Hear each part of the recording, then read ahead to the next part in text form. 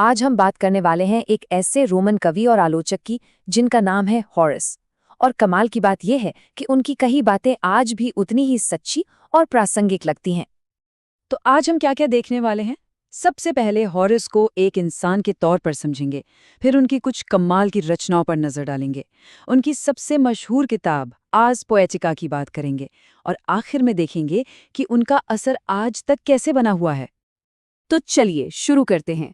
सबसे पहले होरस को उनके जमाने के हिसाब से समझते हैं। आखिर ये क्विंटस होरेशियस फ्लैकस थे कौन, जिन्हें दुनिया आज बस होरस के नाम से जानती है? ये वो दौर था जब रोम बदल रहा था, जिसे ऑगस्टिन युग कहते हैं।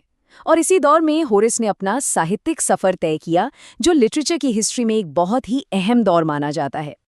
अच्छा, होरस की कला का एक बहुत बड़ा राज था हेक्सामेटर पर उनकी पकड़।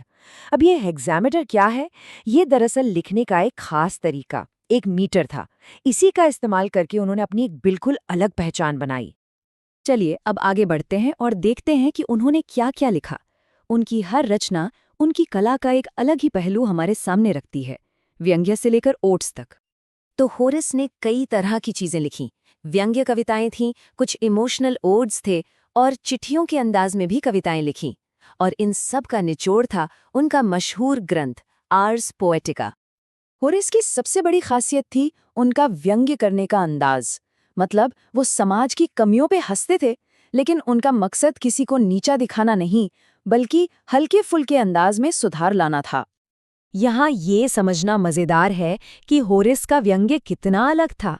देखिए, एक तरफ है होरेशियन व्यंग्य, हल्का फुल्का मजाकिया, दूसरी तरफ जुवेनाइलियन व्यंग्य, जो बहुत तीखा और गुस्से वाला होता था। होरेस चाहते थे कि लोग मुस्कुराएं, जबकि जुवेनाइल का मकसद गुस्सा दिलाना था। लेकिन होरेस सिर्फ व्यंग्य ही नहीं करते थे। उनके ओड्स में उनका एक बिल्कुल अलग, एक ज्यादा गहरा और इमोशनल रूप दिखता है। इनमें वो प्यार, दोस्ती, देशभक्ति जैसी यूनिवर्सल चीजों के बारे में बात करते हैं।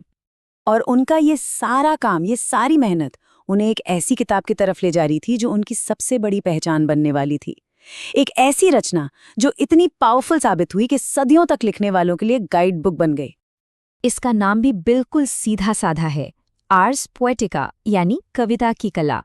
इसे ऐसे लिखा गया है जैसे वो नए कवियों को चिट्ठी लिखकर सलाह दे रहे हों। तो इसमें उन्होंने लिखने वालों के लिए कुछ सीधी सादी सलाह दी। पहली, कविता का मकसद या तो कुछ सिखाना होना चाहिए या मजा देना, और सबसे अच्छा तो ये है कि दोनों काम करे।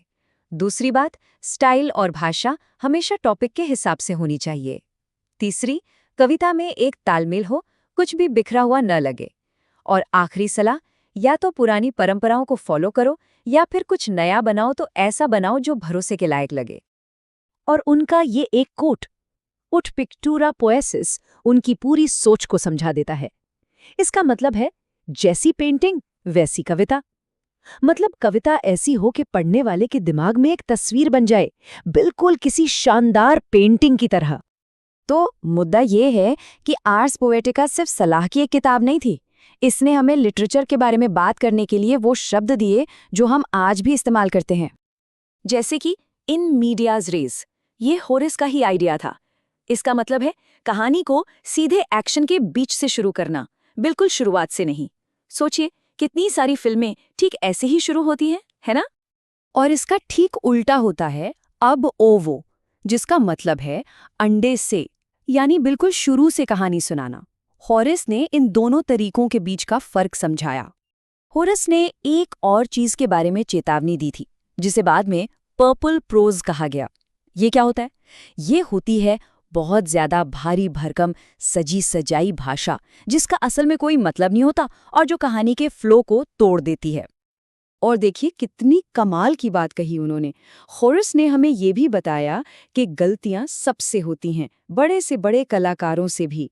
उनकी ये line, sometimes even good Homer nodes of, यानी कभी कभी होमर जैसा महान लेखक भी ऊँघ जाता है, यही दिखाती है कि परफेक्शन ही सब कुछ नहीं होता। तो ये सब हमें एक सवाल पर लाकर छोड़ देता है। होरेस के ये 2000 साल पुराने नियम आज भी हमारी पसंदीदा किताबों और फिल्मों को कैसी बना संवार रहे हैं। चाहे वो कहानी की धमाकेदार शुरुआत हो या फिर ज्ञान और मनोरंजन का बैलेंस, हॉरस के आइडिया आज भी मॉडर्न स्टोरी टेलिंग की नींव में कहीं ना कहीं मौजूद हैं।